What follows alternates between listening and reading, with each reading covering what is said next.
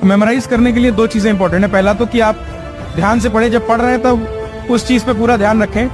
तो अगर मान लीजिए 5 मिनट पढ़ा और फिर 5 मिनट ध्यान भटक गया तो वो चीजें याद रख पाना मुश्किल होगा। और दूसरी चीज होती है बार बार रिवाइज करना। लाइक यूपीएससी में इवन हजार पेजेस की किताबें होती हैं, उनको भी हमको 15 बार 20 बार पढ़ना पड़ता है। तो वो बार बार जब आप रिवाइज करते हैं तो अपने आप में आपकी मेमोरी इंप्रूव होती जाती है और आप उन चीजों को पिक करके और याद रखने लगते हैं।